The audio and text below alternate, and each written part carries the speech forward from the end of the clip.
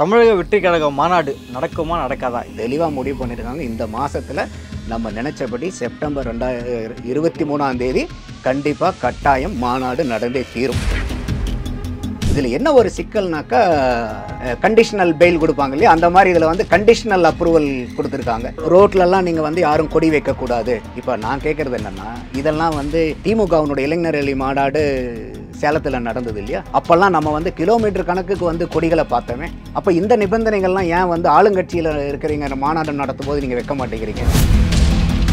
திமுக பயப்படுதா விஜயை பார்த்து? திமுக வந்து தேவையில்லாம விஜயை வந்து அமுக்கணும், அவங்கள வந்து தடுக்கணும்னு முட்டுக்கட்டை போடணும்னு நினைச்சாங்கன்னா, நீங்க எவ்வளோக்கு எவ்வளோ முட்டுக்கட்டை போடுறீங்களோ அவ்வளோக்கு எவ்வளோ அது முட்டிக்கிட்டு மேலே வரும். அப்போ நீங்க வந்து இருமொழி கொள்கையா போதுன்னா ஏன் பிரெஞ்சினுடைய இதில் வந்து அக்ரிமெண்ட் போட்டு பிரெஞ்சு ஸ்கூல்ல கார்பரேஷன் ஸ்கூல்ல சொல்லி கொடுக்கறதுக்கு எதுக்காக அந்த அக்ரிமெண்ட் போடணும்? ஏன் உங்களுடைய எம்எல்ஏக்களுடைய மகனோ இல்ல வந்து மினிஸ்டர்களுடைய மகளோ இல்ல வந்து முதல்வர்களுடைய மகளோ ஏன் வந்து அரசாங்க பள்ளியில படிக்கிறது இல்லை? இதே ஒரு சான்று தானே.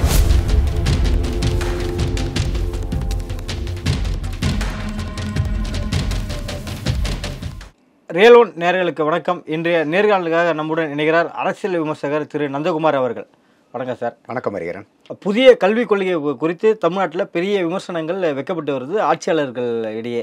இப்போ பார்த்தீங்கன்னா நேற்று ஸ்டாலின் அவர்களே எக்ஸ்தலத்தில் பண்ணியிருந்தார். இது வந்து ஒரு கண்டனத்துக்குரியதுன்னு சொல்லிட்டு எக்ஸ்தலத்தில் பதிவு பண்ணார். இன்றைக்கி உதயநிதி ஸ்டாலின் அவர்கள் என்ன நடந்தாலும் இதை இங்கே தமிழ்நாட்டில் நிறைவேற்ற மாட்டோம் அப்படின்னு சொல்லியிருக்காரு. திமுகவின் அமைப்புச் செயலாளர் RS பாரதி தமிழ்நாட்டில் இருக்கிற கல்வி முறையை பற்றி பொறாமையினால் இப்படி செய்கிறாங்க, எப்பவும் இங்கே இருமொழி கொள்கை தான், மும்மொழி கொள்கைக்கு வாய்ப்பே இல்லை, இடம் தரமாட்டோம்னு சொல்லிட்டு இப்போ சொல்லியிருக்காரு. இது எப்படி பார்க்குறீங்க சார்? இது திமுகவுக்கும் பிஜேபிக்கும் உண்டான ஒரு அரசியல் முட்டல் மோதலாக நம்மளால் பார்க்க முடியுது. தமிழ்நாட்டில் என்ன சொல்கிறாங்கன்னாக்கா, நாங்கள் வந்து ஏற்கனவே கல்வியெல்லாம் எங்களுக்கு மற்ற மாநிலங்களை விட நல்ல லெவலில் இருக்கோம், நாங்கள் ஏன் வந்து மற்ற ஸ்டேட்டை ஃபாலோ பண்ணணுன்னு கேட்குறாங்க. என்னுடைய பார்வை என்னென்னா, நான் இப்போ நல்லா இருக்கேங்கிறதுக்காக நான் மறுபடியும் இன்னும் முன்னுக்கு போகக்கூடாதுங்கிற அர்த்தம் இல்லை. இருக்கக்கூடிய நிலைமையிலிருந்து அடுத்த கட்டத்துக்கு போகிறது தானே முன்னேற்றம். முழுதாக வளர்ச்சி அடைஞ்ச எந்த ஒரு மனிதனும் கிடையாது, எந்த ஒரு சமுதாயமும் கிடையாது. இவால்வ் ஆகிக்கிட்டே இருக்கணும் ஒரு சொசைட்டி. அப்போ அது ஒன்று. ரெண்டாவது, இன்றைக்கி தொடக்க கல்வின்னு பார்க்கும்போது இந்தியாவில் இருக்கக்கூடிய மாநிலங்களில் தமிழ்நாடு 24வது இடத்துல இருக்குது தொடக்க கல்வியில். அப்போ எல்லா இடத்துலையுமே நம்ம வந்து அருமையாக நம்ம வந்து ஒரு பழமொழி சொல்லுவாங்களே, all that glitters are not கோல்டுன்பாங்க. அப்போ மின்னுவதெல்லாம் பொண்ணு இல்லை. அப்போ நமக்கு வந்து இன்றைக்கி பல இடத்துல நம்மளுடைய அரசு பாடத்திட்டங்களில் நிறையா வந்து நல்லதுகள் இருக்கும், நம்ம இன்னும் வந்து முன்னுக்கு போக வேண்டிய சூழ்நிலை இருக்குது. அப்போ இந்த மாதிரி ஒரு தேசிய கல்விக் கொள்கை வருங்கும்போது நம்மளுடைய மாநில கட்சி வந்து எதுக்காக இதை எதிர்க்கிறாங்கங்கிறது தெளிவாக மக்களுக்கு வந்து புலப்படுத்தணும். ஏன்னா தேசிய கல்விக் கொள்கையை நம்ம படித்து பார்க்கும்போது அதில் நல்ல பல திட்டங்கள் நிறையாவே இருக்குது. இவங்க வந்து எதிர்க்கிறதுக்கு ஒரே பிரதான காரணமாக வந்து இன்றைக்கி வந்து திமுக தரப்புலேருந்து வைக்கிறது வந்து இந்தி திணிப்புன்னு சொல்கிறாங்களே ஒழிய, அது தவிர இந்த இதில் ஒன்றுமே இல்லையா? என்ன தேசிய கல்விக் கொள்கையில் வேறு மேட்டரே இல்லையா? அதில் கூட அவங்க என்ன சொல்கிறாங்கன்னா, எந்த இடத்துலையுமே இந்தி தான் உங்களுடைய 3வது மொழி பாடங்கிறது அவங்க சொல்லவே இல்லை. நீங்கள் இந்திய மொழி பாடத்தில் நீங்கள் எந்த மொழியை வேணால் நீங்கள் வந்து 3வது மொழியாக நீங்கள் எடுத்துக்கலாம் அப்படிங்கிறது தான். அவங்க இந்தி தான் நீங்கள் வைக்கணும், இல்லை சமஸ்கிருதம் தான் உங்களுடைய 3வது மொழியாக வைக்கணுங்கிறது எந்த இடத்துலையுமே அந்த கல்விக் கொள்கையில் இல்லை.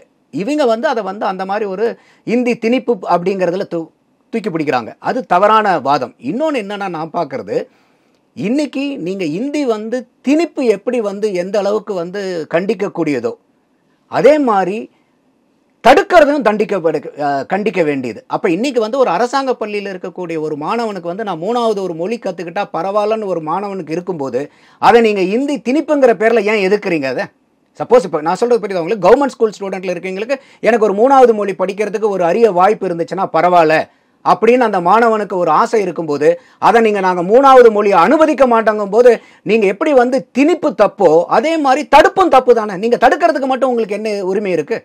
திணிக்கிறதுக்கு உரிமை இல்லைங்கிற மாதிரி தடுக்கிறதுக்கும் உரிமை இல்லை. அடுத்தது, இன்றைக்கி சென்னையில் கார்பரேஷன் ஸ்கூல்ஸில் ஃப்ரெஞ்சு கல்வி கற்றுக் கொடுக்கறதுக்கு இன்றைக்கி அக்ரிமெண்ட் போட்டிருக்காங்களா இல்லையா? அப்போ நீங்கள் ஃப்ரெஞ்சு மற்ற நாட்டில் இருக்கக்கூடிய ஒரு மொழியை வந்து நீங்கள் ஃப்ரெஞ்சை கொண்டாந்து இங்கே படித்து நீங்கள் கவர்மெண்ட் ஸ்கூலில் இன்றைக்கி கார்பரேஷன்ஸ் படிக்கிற ஸ்கூலெல்லாம் வந்து இன்றைக்கி ஃப்ரெஞ்சை படிச்சுட்டு இந்தியா நாட்டுக்குள்ளே எங்கே வேலை பார்க்க போகிறாங்க? இல்லை இதில் எத்தனை பேர் வந்து ஃப்ரான்ஸுக்கு போயிட்டு வேலை பார்க்க போகிறாங்க ஃப்ரெஞ்சு தெரிஞ்சுக்கிறதுக்கு? அப்போ நீங்கள் வந்து இருமொழி கொள்கையாக போதுன்னா ஏன் ஃப்ரெஞ்சினுடைய இதில் வந்து அக்ரிமெண்ட் போட்டு ஃப்ரெஞ்சு ஸ்கூலில் கார்பரேஷன் ஸ்கூலில் சொல்லி கொடுக்கறதுக்கு எதுக்காக அந்த அக்ரிமெண்ட்டை போடணும்? அப்போ இது வந்து முழுக்க இது அரசியல் பண்ணுற மாதிரி தான் தெரியுது. அப்போ திருப்பி என்னுடைய வாதம் என்னென்னா, இந்தி திணிப்பு எந்த அளவுக்கு தவறோ அதே மாதிரி ஒரு மொழியை ஒரு மாணவன் கற்றுக்கிறத தடுக்கிறதும் தவறு. அப்போ இதுதான் நம்ம வந்து பார்க்குறோம். அப்போ ஒரு கல்வி திட்டத்தில் கொள்கை வடிவமைப்பில் வெறும் 3 மொழி கொள்கை மட்டும்தானா இருக்குதா? மற்ற எதுவுமே அதில் வந்து நல்ல நல்ல லிஸ்ட்டுகளே இல்லையா? இதே வந்து உங்களுக்கு தொடக்க கல்வியில் எந்த நிலைமையில் இருக்கிறோன்னு சொன்னோம். ஆரம்ப காலகட்டத்தில் இதே அமைச்சர் நம்ம துரைமுருகன் வந்து ஸ்டாலினை வச்சுக்கிட்டு விஐடியில் பேசும்போது சொல்கிறாரு, இன்றைக்கி வந்து நம்மளுடைய முதலமைச்சர் வந்து பள்ளிக்கூடங்கள் அந்த காலத்தில் பிரிட்டிஷ் காலத்தில் கட்டினது, காமராஜர் காலத்தில் கட்டின பள்ளிக்கூடங்கள் அதெல்லாம் வந்து சிதிலம் அடைஞ்சு கிடக்கு, அதையெல்லாம் புனரமைக்கிறதுக்காக மாநிலத்திலிருந்தே ஒரு 800 கோடி ரூபாயை வந்து முதல்வர் வந்து அலாட் பண்ணியிருக்காரு. அதை நினச்சி நான் பெருமைப்படுறாங்க போது அப்போ வந்து இந்த கல்விக்கூடங்களினுடைய நிலைமைகள் எல்லாம் எப்படி இருக்குது? அப்போ இந்த தேசிய கல்விக் கொள்கை வந்து எல்லா இடத்துலையும் கல்விக்கூடங்களோட உட்கட்டமைப்பு வசதி ஆகட்டும், சொல்லிக் கொடுக்கக்கூடிய கற்றல் ஆகட்டும், கற்பித்தல் ஆகட்டும், இதெல்லாம் அடுத்த லெவலுக்கு கொண்டு போகிறதுக்கு தான் அது பண்ணிட்டு இருக்காங்க. அப்போ அதில் வந்து இன்னைக்கு வந்து ஒரு வெறும் இந்தி திணிப்புங்கிற ஒரு பேர், அது வந்து இந்தி திணிப்பும் அதில் இல்லை, இல்லாத ஒன்றை வச்சுக்கிட்டு நீங்கள் இந்த கொள்கையை எதிர்க்கிறதுல வந்து நான் முரண்படுறேன். நீங்கள் ஒருவேளை இந்த புதிய கல்விக் கொள்கை தமிழகத்துக்கு வந்தால் திமுகவினரால் நடத்தக்கூடிய கல்வி கூடங்கள் இங்கே பாதிக்கப்படும் என்ற அச்சம் திமுகவினருக்கு வந்துவிட்டதா? இல்லை, நீங்கள் இன்றைக்கி அரசாங்க பள்ளியில் வந்து ஒரு 3வது மொழியை கொண்டு வரும்போது அதுக்கு வசதி வாய்ப்புகள் அதிகமாக வரும்போது நீங்கள் கேட்குற மாதிரி எல்லா வசதியும் எனக்கு வந்து ஒரு அரசாங்க பள்ளியில் கிடைச்சா நான் ப்ரைவேட் ஸ்கூலுக்கு போகணுங்கிற அவசியம் இல்லையே. இன்றைக்கி சாதாரண ஒரு அடிப்படையில் இருக்கக்கூடிய மனிதன், ஒரு சாதாரண கீழ்நிலையில் இருக்கக்கூடிய மனிதன் அவனுடைய தான் படிக்கலை, இல்லை நம்ம ஓரளவுக்கு சுமாராக தான் படிச்சிருக்கோம், என்னுடைய மகனுக்கோ மகளுக்கோ ஒரு தரம் வாய்ந்த கல்வியோ உயர்ந்த கல்வியை பன்மொழி கல்வியை வந்து நான் கொடுக்கணுங்கிற பட்சத்தில் அது அரசாங்க மாணவனுக்கு இன்றைக்கி எங்கே கிடைக்கிற அளவுக்கு இருக்குது? அப்போ அது வந்து இங்கே நீங்கள் இப்போ கவர்மெண்ட் ஆஸ்பத்திரியில் எல்லா வசதி இருந்தால் அவன் ஏன் ப்ரைவேட் ஹாஸ்பிட்டலுக்கு போகிறான்? இன்றைக்கி எந்த அரசியல், என்னுடைய கேள்வி அப்படி நீங்கள் சரி எல்லாம் எங்களுடைய தமிழக அரசாங்கத்தில் இருக்கக்கூடிய கல்வி நிறுவனங்கள் எல்லாம் அருமையான ஸ்டாண்டர்டில் இருக்குது, சூப்பராக இருக்குன்னா எத்தனை எம்எல்ஏக்குனுடைய மகனோ மகளோ, எத்தனை தமிழக அமைச்சருடைய மகளோ அரசாங்க பள்ளியில் படிக்கிறாங்க? அதை டேட்டா கொடுக்கறதுக்கு ரெடியாக இருக்கீங்களா? ஏன் நல்ல கல்வி தானே, நல்ல தரமான கல்வி தானே, நல்ல தரமான பள்ளிக்கூடங்கள் தானே, எல்லாமே சூப்பராக இருக்குல்ல கவர்மெண்ட் ஸ்கூலில்? ஏன் உங்களுடைய எம்எல்ஏக்களுடைய மகனோ இல்லை வந்து மினிஸ்டர்களுடைய மகளோ இல்லை வந்து முதல்வர்களுடைய மகளோ ஏன் வந்து அரசாங்க பள்ளியில் படிக்கிறது இல்லை? இதே ஒரு சான்று தானே. அப்போ அந்த அளவுக்கு நல்லா இருந்துச்சுனாக்கா நீங்கள் அதை ப்ரைவேட் ஸ்கூலில் விட்டுட்டு லட்சக்கணக்கான ரூபாயை கட்டிட்டு ப்ரைவேட் ஸ்கூலுக்கு போகணும். கவர்மெண்ட் ஸ்கூலில் இவ்வளோ வசதி வாய்ப்புகள் இருக்கும்போது அப்போ இப்போ இதுதான் நான் ஒரு டபுள் ஸ்டாண்டர்டாக பார்க்குறேன். இது எல்லாருமே இன்னைக்கு எல்லா எம்எல்ஏக்களுடைய மகன்கள், எல்லா அரசாங்க அதிகாரிகளுடைய மகள்கள், அதே மாதிரி ஆட்சியாளர்களுடைய மகள்கள், அரசியல் கட்சியில் இருக்கக்கூடிய பெரிய பெரிய பதவியில் இருக்கக்கூடியவர்களுடைய மகள் எல்லாம் இன்னைக்கு வந்து அரசாங்க பள்ளியில் தான் படிக்கிறாங்கன்னாக்கா கண்டிப்பாக நானே சொல்லுவேன், எங்களுக்கு தேவையில்லை. பாருங்க, இந்த அளவுக்கு தரமாக இருக்கனால தான் எங்களுடைய தலைவர்களுடைய மகள்கள்லாம் போய் அரசாங்க பள்ளியில் படிக்கும்போது நான் எதுக்கு போய் திமிர் எடுத்து அதிகமாக காசை கொடுத்து என் பையனை ப்ரைவேட் ஸ்கூலில் சேர்த்தணும்னு நான் கேள்வி கேட்பேன். தேவையில்லைன்பேன். ஆனால் இன்னைக்கு நிலைமை அப்படியா இருக்குது?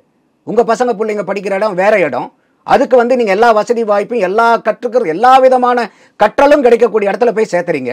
ஆனால் அரசாங்க பள்ளியில் வரக்கூடிய மாணவன் யாரு? சாதாரண இல்லாதப்பட்டவன், அடிநிலையில் இருக்கக்கூடியவன். அவனுக்கு ஒரு வசதி வாய்ப்பு இல்லை, அவனுக்கு ஒரு அதிகமான ஒரு கற்பித்தலை கிடைக்கும் போது எதுக்காக நம்ம அதை தடுக்கணும்? அப்போ உங்களுடைய அரசியல் லாபத்துக்காக ஒரு தனி மனிதனுடைய மேம்பாட்டை நம்ம குறைக்கணுங்கிற அவசியம் இல்லை. அதனால தான் நான் தெளிவாக கேட்குறேன், நீங்கள் இந்த இந்தி திணிப்புங்கிற தவிர வேறு என்னென்னலாம் பிரச்சனை இருக்குது உங்களுக்கு? எதனால் நீங்கள் இதை எதிர்க்கிறீங்க? தேசிய கல்விக் கொள்கையில் இன்னென்ன காரணங்களுக்காக எதிர்க்கிறேன், ஒரு 10-20 லிஸ்ட் போடுங்க, இதெல்லாம் காரணத்துக்காக தான் நாங்கள் எதிர்க்கிறோன்னு. நானும் உங்களோட சேர்ந்து இதை நான் எதிர்க்கிறேன். இதில் நமக்கு ஒரு மாற்று கருத்து இல்லையே. தமிழக வெற்றி கழக மாநாடு நடக்குமா நடக்காதா? இதில் ஏன் இவ்வளோ சர்ச்சைகள், இவ்வளோ தடைகள் இருக்குது இதில்? அதாவது விஜய் வீட்டில் கூட அவங்க வந்து இப்போ நேற்று ரொம்ப அவசர கூட்டம்லாம் நடத்தினாங்க. அதில் தெளிவாக முடிவு பண்ணியிருக்காங்க, இந்த மாதத்தில் நம்ம நினச்சபடி செப்டம்பர் 23 கண்டிப்பாக கட்டாயம் மாநாடு நடந்தே தீரும். இதில் நிறையா மீடியாக்கள் வந்து இது நடக்குமா நடக்காதா அப்படின்லாம் பேசிகிட்டு இருக்காங்க. கண்டிப்பாக இது நடக்குங்கிறது தான் அவங்களுடைய முடிவு எடுத்தது. இதில் என்ன ஒரு சிக்கல்னாக்கா, ஒரு 33 கண்டிஷனல், எப்படி வந்து ஒரு கண்டிஷனல் பெயில் கொடுப்பாங்க இல்லையா, அந்த மாதிரி இதில் வந்து கண்டிஷனல் அப்ரூவல் கொடுத்துருக்காங்க. 33 ஒரு லிஸ்ட்டு போட்டு அதில் வந்து குறிப்பாக வந்து பார்த்திங்கன்னா கொடிகள் எல்லாம் ஏற்றக்கூடாது. இதில் வந்து கொடிகள் ரோடு பக்கம் ரோட்லலாம் நீங்கள் வந்து யாரும் கொடி வைக்கக்கூடாது. இப்போ நான் கேட்குறது என்னென்னா, இதெல்லாம் வந்து திமுகவினுடைய இளைஞர் அணி மாநாடு சேலத்தில் நடந்தது இல்லையா, அப்போல்லாம் நம்ம வந்து கிலோமீட்டர் கணக்குக்கு வந்து கொடிகளை பார்த்தோமே. அப்போ இந்த நிபந்தனைகள்லாம் ஏன் வந்து ஆளுங்கட்சியில் இருக்கிறீங்க மாநாடு நடத்தும் போது நீங்கள் வைக்க மாட்டேங்கிறீங்க? அப்போ இப்போ வந்து ஒரு புதுசாக ஒரு கட்சி ஆரம்பிக்க வராருங்கும் போது அவரை வந்து நீங்கள் கொடி வைக்கக்கூடாது, ரோட்லலாம் எதுவும் பண்ணக்கூடாதுன்னா இது ஓகே, வரவேற்கிறோம். ஆனால் இந்த கண்டிஷன் எல்லாம் ஏன் வந்து இப்போ இன்றைக்கி தான் வந்து நீங்கள் சட்டத்துக்களெல்லாம் மாற்றுறீங்களா? இன்னிலிருந்து தான் நாங்கள் இதெல்லாம் புதுசாக அமல்படுத்துகிறோம், இது புதுசாக கொண்டு வரோம், இனிமேல் வந்து இது திமுக கட்சி மாநாடு நடத்தினாலும் இது பொருந்தும், அண்ணா திமுக நடத்தினாலும் பொருந்தும், பாரதிய ஜனதா நடத்தினாலும் பொருந்தும்னு நீங்க சொல்லுங்க. அப்போ இதை ஏற்றுக்கலாம் நம்ம. அப்போ இன்னைக்கு வந்து ஒரு புதுசாக ஒரு கட்சி கொண்டு வரும்போது இப்போ கொஞ்சம் மாதத்துக்கு முன்னாடி அவங்க நடத்தினாங்க, அது வந்து பல நாட்கள் அந்த கொடி ரோட்டில் இருந்ததை நம்மளால் பார்க்க முடிஞ்சுது. அந்த வழியாக போக வரும்போது பூரா ஒரு கிலோமீட்டர் கணக்கில் கொடி இருக்குது. அப்போ அங்கெல்லாம் நீங்கள் விதிக்காத கண்டிஷன்ஸை இங்கே வந்து விதிக்கிறீங்கும் போது அது ஒரு கேள்வி எழுப்புதா இல்லையா? அது உண்மையாலுமே ஆளுங்கட்சி இடையூறு பண்ணுறாங்களா இல்லையான்னா இதெல்லாம் ஆளுங்கட்சி பண்ணுறவங்க கூட ஒரு இடையூறாக தானே நம்மளால் பார்க்க முடியும். அப்போ இதெல்லாம் வந்து நமக்கு ஒரு சிக்கலை உண்டு பண்ணுது. அப்போ இன்னொரு என்ன பார்வைனா, இன்னைக்கு திமுக வந்து தேவையில்லாமல் வந்து விஜயை வந்து அமுத்தணும்னு நினச்சாங்கன்னா அது அமுத்த அது வந்து மேலே வரும்.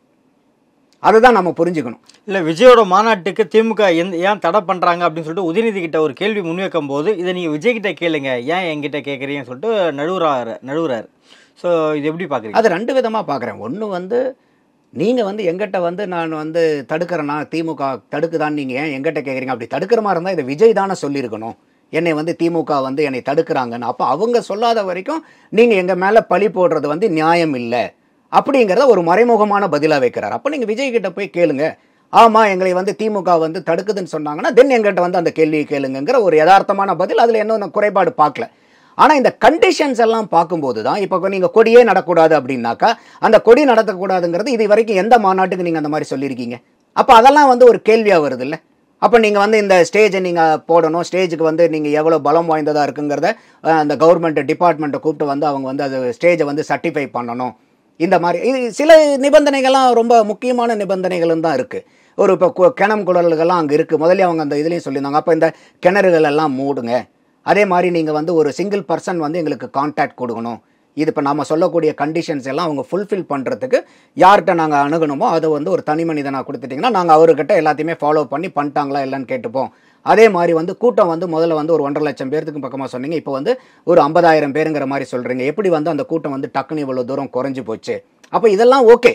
ஆனால் இதை எல்லாமே இந்த நிபந்தனைகள் கண்டிஷன் எல்லாமே ஒரு காவல்துறையிலிருந்து பார்க்கும்போது இதெல்லாம் வரவேற்கத்தக்கது தான். ஆனால் நம்மளுடைய கேள்வி என்ன எழுதுனா, இந்த நிபந்தனைகள் பூராமே இதுக்கு முன்னாடி நடந்த அரசியல் கட்சிகள், அது எந்த அரசியல் கட்சியாக வேணா இருக்கட்டும், அண்ணா திமுக ஆகட்டும், திமுக ஆகட்டும், பாரதிய ஜனதா ஆகட்டும், காங்கிரஸ் ஆகட்டும், எந்த கட்சி மாநாடு போடும் போதும் இந்த நிபந்தனைகளை வச்சு இந்த நிபந்தனைகளுக்கெல்லாம் உட்பட்டு தான் அவங்க அந்த மாநாட்டை நடத்தினாங்களா? இல்லை அதுக்கு உண்டான ப்ரூஃப் இருந்தாலும் வெளியே கொடுங்க, நம்ம கண்டிப்பாக விஜய் கிட்டையும் சொல்லலாம், ஆமாம் இது பாருங்க திமுகவே செஞ்சுருக்காங்க, நீங்கள் எம்மாத்திரம் அப்படின்னு நம்ம கேட்கலாம்.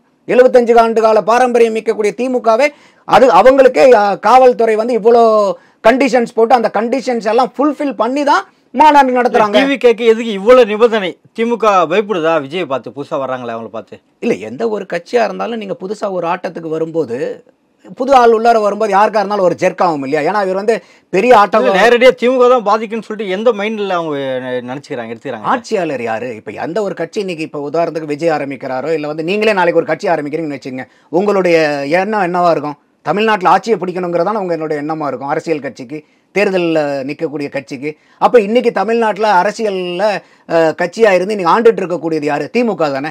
அப்போ இன்றைக்கி ஒரு நபர் உள்ளார அரசியலுக்கு வராருங்கும் போது அவர் யார்கிட்ட இருக்கக்கூடிய ஆட்சியை எடுக்கிறதுக்காக வரணுங்கிற நோக்கம் இருக்கும், திமுகலேருந்து எடுக்கணுங்கிறதானே. அப்போ இன்றைக்கி திமுகவுக்கு வந்து அந்த ஒரு இது இருக்கும் இல்லையா? யார் இன்றைக்கி கட்சி ஆரம்பித்தாலும் அவங்க திமுகவை எதிர்த்து தானே விமர்சனம் பண்ணி ஆகணும். அப்போ அந்த ஒரு கட்டம் இதே அதிமுக ஆளுங்கட்சியாக இருந்தால் அது வந்து அதிமுக நினைக்கும், இதே பிஜேபி ஆளுங்கட்சியாக இருந்தால் பிஜேபியும் அது நினைக்கும். இது இயற்கை. இது வந்து ஒன்றும் பெரிய ஐயோ திமுக தப்பு பண்ணுறாங்களேலாம் நான் சொல்ல வரல. கண்டிப்பாக ஒரு கட்சி ஆரம்பிக்கும் போது அவங்களுக்கு உண்டான அந்த ஒரு தயக்கங்கள் இருக்கும். ஆனால் அதே சமயம் இன்னைக்கு திமுக வந்து தேவையில்லாமல் விஜயை வந்து அமுக்கணும், அவங்கள வந்து தடுக்கணும்னு முட்டுக்கட்டை போடணும்னு நினச்சாங்கன்னா நீங்கள் எவ்வளோக்கு எவ்வளோ முட்டுக்கட்டை போடுறீங்களோ அவ்வளோக்கு எவ்வளோ அது முட்டிக்கிட்டு மேலே வரும். அப்போ இதை வந்து நீங்கள் கண்டுக்காமல் இக்னோர் பண்ணிட்டு நீங்கள் போனீங்கன்னா அது உங்களுக்கு நல்லது. அவங்கள எந்த விதத்திலையாவது சிக்கல் பண்ணணும், அவங்கள வளர விடக்கூடாது, அவங்கள வந்து நம்ம வேணும்னே வந்து சில நிபந்தனைகளை வச்சு அவங்கள வந்து கண்ட்ரோல் பண்ணணும்னு நினச்சிங்கன்னா இது வந்து பொதுமக்களுக்கு வந்து விஜய் மேலே ஒரு அபிமானத்தை உண்டு பண்ணும், ஆளுங்கட்சி மேலே ஒரு விரக்தியை ஏற்படுத்தும். என்னடா தேவையில்லாமல் இதுக்கெல்லாமா போய் பண்ணிட்டு இருப்பாங்கங்கிற மாதிரி அது வந்து உங்களுக்கு அந்த அவப்பெயர் வரும். உங்களுக்கு கிடைக்கக்கூடிய அவப்பெயர் விஜய்க்கு வருது ஒரு நற்பெயராக மாறிடும். அது தேவையில்லாமல் நீங்களே வந்து விஜய்க்கு வந்து நீங்கள் வாக்காளர்கள் அந்த பக்கமாக போங்க அப்படிங்கிற மாதிரி நீங்களே வழிகாட்டுற மாதிரி ஆகிடும். அது எனக்கு தெரிஞ்சு திமுக அவ்வளோ தூரம் ஒரு புத்தி சாதுரியம் உள்ள கட்சி பண்ண மாட்டாங்கன்னு நான் நினைக்கிறேன். இல்லை, விஜய் அரசியலுக்கு வர என்ன நிர்பந்தம் இப்போ தமிழ்நாட்டில் தேவைப்பட்டிருக்கு சார்? அவர் சொந்த காரணத்துக்காக வராரா இல்லை அரசியல் ஒரு மாற்றம் இருக்குது அப்படின்றதுக்காக வராரா? இல்லை, இன்றைக்கி தமிழ்நாட்டில் இன்றைக்கி வந்து ஏகப்பட்ட கட்சிகள் இருக்குது. கட்சிகளுக்கு பஞ்சமில்லாத மாநிலம் தான் நம்ம. அப்போ இன்றைக்கி வந்து விஜய் வந்து ஒரு கட்சி ஆரம்பிச்சுட்டு வராருன்னா நான் சொன்ன மாதிரி என்னென்னா இப்போ இருக்கக்கூடிய கட்சிகள் வந்து அவங்க செய்ய வேண்டிய விஷயங்களை சரியாக செய்யலை, ஆட்சியாளர்கள் குறிப்பாக இது வரைக்கும் ஆட்சியில் இருந்தவங்க சரியாக செய்யலை, அப்போ ஏதோ வந்து ஒரு கேப் இருக்குது. அப்போ நம்ம நினைக்கக்கூடிய திட்டங்களை வந்து நம்ம வந்து இன்றைக்கி அதே தான் சீமானுன்னு நினைக்கிறார். இன்றைக்கி எதை தான் வந்து பிஜேபின்னு நினைக்குது. தமிழ்நாட்டில் வந்து இந்த திராவிட கட்சிகள் சரியாக செயல்படலை, நாங்கள் வந்தால் இன்னும் சிறப்பாக பண்ண முடியும்னு பிஜேபின்னு நினைக்குது, பாட்டாளி மக்கள் கட்சின்னு நினைக்குது, சீமான் அவர்களும் நினைக்கிறாரு, அதே மாதிரி விஜயும் நினைக்கிறாரு. நாளைக்கு நீங்களும் உங்களுக்கு அந்த ஒரு சிந்தனை வந்துச்சுனாலும் எனக்கு வந்துச்சுனாலும் நம்மளும் ஒரு கட்சி ஆரம்பிக்கலாம். அப்போ இது ஒரு கட்சி ஆரம்பிக்கிறதுக்கு வந்து என்ன காரணங்கிறது வந்து அவங்களுக்கு தான் தெரியும். ஆனால் வெளிப்படையிலிருந்து நம்ம பார்க்கறது பூராமே என்னென்னா, ஓகே இருக்கக்கூடிய ஆட்சியாளர்கள் மேலே அவங்களுக்கு வந்து ஒரு அதிருப்தி இருக்குது. ஏன்னா அந்த ஆட்சியாளர்கள் மேலே அதிருப்தி இல்லைன்னா அவங்க கட்சியிலேயே போய் சேர்ந்துருக்கலாம். அப்போ தனியாகவே நான் ஒரு கட்சி ஆரம்பிக்கிறேன்னா என்ன அர்த்தம்? இருக்கக்கூடிய கட்சிகளினுடைய கொள்கைகள், கோட்பாடுகள், அவங்களுடைய அரசாட்சி முறையெல்லாம் வந்து அந்த அளவுக்கு மக்களுக்கு வாழ்க்கையை வந்து மேம்படுத்துறதுக்கு உறுதுணையாக இல்லை. அப்போ நம்ம போனோம்னா இவங்க பண்ணாத சில விஷயங்களை நம்ம பண்ணி மக்களை வந்து நல்வழிப்படுத்த முடியுங்கிற ஒரு நம்பிக்கையின் அடிப்படையில் அது பண்ணுவாங்களா பண்ண மாட்டாங்கிறதெல்லாம் நம்ம பொறுத்திருந்து தான் பார்க்கணும். அப்போ இன்னைக்கு தமிழ்நாட்டில் ஆட்சியை பிடிக்க வரணும்னு நினைக்கக்கூடிய ஒவ்வொரு கட்சிகளும், அது புதுசாக வர கட்சியாக இருந்தாலும் சரி, ஏற்கனவே இருக்கிற கட்சியாக இருந்தாலும் அவங்களுக்கு இதுதான் நோக்கமாக இருக்கும். அப்போ இது வந்து ஒரு தனிப்பட்ட முறையில் சில பேர் சொல்கிறாங்க இது வந்து இல்லை இந்த இவங்க வந்து இந்த கட்சிக்கு பி டீமாக வராங்க, அந்த கட்சிக்கு பி டீமாக, இது யாராக இருந்தாலும் இதை தான் சொல்லிட்டு இருக்காங்க. இது வந்து ஒரு என்னையை பொறுத்த வரைக்கும் இது வந்து ஒரு பொருந்தாத வாதமாக இருக்குது. இது வந்து ஒரு அபத்தமான வாதமாக இருக்குது. யாராக இருந்தாலும் சரி அவங்கள வந்து நீங்கள் இவங்களுக்கு பி டீமு, இவங்களுக்கு ஏ டீமு, இது வந்து இந்த ஸ்கூல்லலாம் படிக்கிற பசங்க பாருங்க, மிஸ் இவன் கிள்ளிட்டா மிஸ் இவன் பேனா எடுத்துட்டா மிஸ் இவன் காலை நோண்டிட்டா இந்த மாதிரி கம்ப்ளைண்டாக போடுது. விஜய் யாருமே இயக்கலை அப்படின்றீங்களா? அவர் பின்னாடியே யாருமே இயக்கலை, அவர் தானாகவே முன் வராரு, அரசியல் வராருன்னு நீங்கள் நினைக்கிறீங்களா?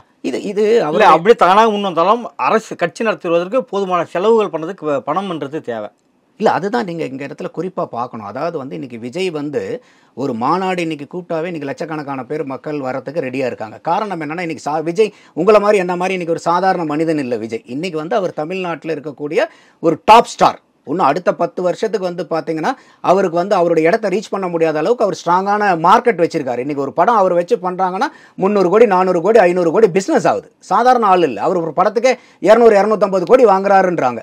அப்போ அந்த ஒரு 2000 கோடி 2500 கோடி 3000 கோடியை விட்டுட்டு தான் ஒரு 10 வருஷ காலத்துக்கு அந்த பணத்தை எல்லாம் விட்டுட்டு தான் இங்கே அரசியலுக்கு வரும்போது யாரோ ஒருத்தர் சொல்கிறதுக்காக இவ்வளோ தூரம் ஒரு ஸ்டார்டம் ஆனாலும் அவரை போய் யாராவது ஒருத்தர் சொல்லி அவரை இயக்க முடியும்னு நீங்கள் நம்புறீங்களா? நீங்களே நான் ஏதோ சொன்னால் நீங்கள் கேட்பீங்களா? யாராவது ஒன்று உங்களுக்கு சொன்னால் நீங்கள் கேட்பீங்களா? நமக்குன்னு ஒரு தனி மனிதர் புத்தி இருக்கு இல்லையா? யார் என்ன சொன்னாலும் கேட்போம். ஓகே, நம்மளுடைய அனுதாபத்தில் நம்மளுடைய மேலே இருக்கக்கூடிய அன்பின் காரணமாக பல பேர் கருத்துக்களை சொல்லலாம், உங்களுக்கும் சொல்லலாம், எனக்கும் சொல்லலாம். ஆனால் ஒரு தனிப்பட்ட மனிதனாக நம்மளே என்ன பண்ணுறோம், எல்லாத்தினுடைய கருத்தையும் கேட்போம், ஆனால் முடிவு நம்ம தானே எடுப்போம். அப்போ நமக்கு இருக்கிற அறிவு விஜய்க்கு இருக்காதா? அப்போ அவர் விஜயை வந்து யாராவது ஒரு இயக்கி தான் எடுக்கிறாங்கிறது. அப்போ இன்னைக்கு கட்சி ஆரம்பிச்சவங்க எல்லாருமே யாரோ ஒருத்தர் இயக்கி தான் கட்சி வந்திருக்கா? இது வந்து அபத்தமான வாதமாக நான் பார்க்குறேன். அவங்க ஒரு கட்சி, நான் முதலே சொன்ன மாதிரி பல கொள்கைகள் இருக்கலாம், பல ஆட்சிக்கு நாங்கள் வந்தால் இவ்வளோலாம் மாறுதல் கொண்டு வரலான்னு இருக்கலாம், ஒரு பெரிய தொலைநோக்கு பார்வை இருக்கலாம், அதெல்லாம் நமக்கு தெரியாது. வந்தால் அவங்க பண்ணாங்கன்னா என்னென்ன காரணத்துக்காக வராங்க. இப்போ இந்த மாநாட்டில் என்னென்ன கட்சியினுடைய கொள்கைன்னு சொல்ல போகிறாங்க. சில இடத்துல கொள்கைகள் இருக்குது, எல்லா கட்சியிலையும் கொள்கைகள் இருக்கு. ஆனால் அந்த கொள்கைகள் எல்லாம் நடைமுறைப்படுத்தப்படுதா? சமூகம் சமத்துவம்லாம் நம்ம பேசிகிட்டு இருக்கோம். இப்போ நான் அதை தான் முதல்ல கேட்டேன். இப்போ இன்றைக்கி ஒரு அரசாங்க பள்ளி ஸ்கூலில் வந்து இன்றைக்கி சமத்துவமாக சமூக நீதியோட இன்றைக்கி ஆட்சியாளர்களோ அதிகாரிகளுடைய பசங்களோ போய் படிக்க வைக்கிறாங்களா? எங்கே இருக்குது சமத்துவம்? உங்களுடைய பசங்க பூராமே லட்சக்கணக்கான ஃபீஸ் வாங்கக்கூடிய கான்வென்ட்லேயும் பெரிய பெரிய ஸ்கூலில் தானே நீங்கள் போட்டிருக்கீங்க. அப்போ இன்றைக்கி அரசாங்க பள்ளிக்கூடம்னாவே என்ன ஆயிடுச்சு? ஒன்றுமே இல்லாதவனுக்கு தான் அரசாங்க பள்ளிக்கூடம், ஒன்றும் இல்லாதவனுக்கு தான் அரசாங்க மருத்துவமனையில் நீங்கள் மாற்றி வச்சிருக்கீங்க. எங்கே இருக்குது இங்கே சமூக நீதி சமத்துவம்? இங்கே அப்போ இதெல்லாம் கொள்கையில் தானே இருக்குது, செயல்பாட்டில் இல்லையான்னு கூட அவர் வரலாம்ல. அப்போ இது வந்து ஒருத்தர் கட்சி ஆரம்பிக்கிறாங்கனாவே ஒருத்தர் சொல்லி கொடுத்து தான் வராங்கங்கிறது எனக்கு வந்து அது அபத்தமாகப்படுது. அப்போ நீங்களே ஒருத்தர் சொன்னால் கேட்க மாட்டாங்க. விஜய் அதை கேட்டுட்டு ஓகே இவர் சொல்லிட்டார் நம்மளா, அதனால வந்து கட்சி அதே மாதிரி நீங்கள் சொன்ன மாதிரி இன்றைக்கி கட்சிங்கிறது வந்து சாதாரண மேட்டரும் இல்லை, பெரிய விஷயம் இன்றைக்கி கட்சி ஆரம்பிக்கிறங்கிறது. அப்போ அதெல்லாம் வந்து அவங்க ஒரு முன்னெடுப்பாக முன்கவனித்து இதெல்லாம் என்னென்ன சிக்கல்கள் வரும், என்னென்ன பிரச்சனைகள் வரும், அப்போ இதை நம்ம போகும்போது நமக்கும் மற்ற கட்சிக்கு என்ன வித்தியாசம், நம்ம போனால் மக்களுக்கு மற்ற ஆட்சியாளர்கள் இது வரைக்கும் ஆண்டவங்களோ ஆட்சி செஞ்சவங்களோ இல்லை ஆள வரன்னு ஏற்கனவே களத்தில் இருக்கக்கூடிய கட்சிகளோ செய்யாததை சொல்லாததை நம்ம என்ன செய்ய போகிறோம் என்ன சொல்ல போகிறோங்கிறதெல்லாம் அவங்க ஒரு எல்லாமே ஒரு சீர்தூக்கி பார்த்து தான் அவங்க முடிவு எடுப்பாங்க. அப்போ அதெல்லாம் நமக்கு இந்த மாநாட்டில் தெரிய வரும். என்ன பண்ண போகிறாரு, என்ன சொல்ல போகிறாரு, எதை நோக்கி அவருடைய அரசியல் பயணங்கள் இருக்குது. அப்போ இவர் எல்லா கட்சிக்கும் ஒரு மாற்றா வராரா, இல்லை 10ஓட 1 11ஆ வராரா, இல்லை வந்து எல்லாத்துக்கும் வந்து ஒரு வித்தியாசப்பட்டு வராராங்கிறதெல்லாம் நமக்கு 23ஆம் தேதி தெரிய வரும். அது வரைக்கும் நம்ம காத்திருந்தோம்னா பார்க்கலாம் என்ன ஏதுங்கிறத. எப்படி இருந்தாலும் அவர் சொல்லி தான் ஆகணும். அதை பழமொழி சொல்லுவாங்க இல்லையா, கத்திரிக்காய் முத்தின கடத்தெருவுக்கு வந்து தானே ஆகணும். அப்போ 23ஆம் தேதி நமக்கு தெரிஞ்சிட போது எல்லாமே. ஏறக்குறைய அவர் அந்த உறுதிமொழின்னு படிக்கும்போதே அவருடைய கொள்கை கோட்பாடுகள் என்னங்கிறது ஓரளவுக்கு எல்லாத்துக்குமே தெரிஞ்சிருச்சு. இப்போ இனிமேல் மேற்கொண்டு பார்க்க போனால் ஒரு செயல் திட்டங்கள் எப்படி அப்படிங்கிறதெல்லாம் நமக்கு இதில் சொல்ல வருவாங்க. ஸோ நம்ம பார்க்கும்போது யார் வந்தாலும் அரசியலுக்கு நம்ம வந்து வரவேற்போம். அதுக்கு ஒன்றும் தகுதி கிடையாது. மக்களினுடைய அபிமானத்தையும் மக்களினுடைய வாக்கையும் வாங்கிட்டீங்கன்னா நீங்கள் தான் முதல்வர். அப்போ வந்து இன்றைக்கி தகுதி இல்லை இவருக்கு தகுதி இருக்கா அவருக்கு தகுதி இருக்கான்னா, இப்போ ஏற்கனவே ஆண்டுட்டுருக்கவங்களுக்கெல்லாம் என்ன தகுதியை வச்சு நம்ம கொடுத்தோம்? மக்களினுடைய வாக்குங்கிறது மட்டும்தானே ஒரே தகுதி. அப்போ அதை நம்ம மக்கள்கிட்ட விட்டுருவோம். இவர் அரசியல் கட்சி ஆரம்பிக்கிறது நல்லதா கெட்டதாங்க மக்கள் வாக்களித்து பதில் சொல்லிட போகிறாங்க. அதை வந்து ஒரு அரசியல் கட்சியாக ஒரு எதிர்கட்சியாக இருக்கிறவங்க அதை வந்து கேள்வி கேட்கணுங்கிற அவசியம் இல்லை. மக்கள் சொல்லுவாங்க அதுக்கு பதில். நடப்பு அரசியல் குறித்து பல்வேறு கருத்தில் இப்போ மிக்க நன்றி சார். நன்றி ஹரிகரன்.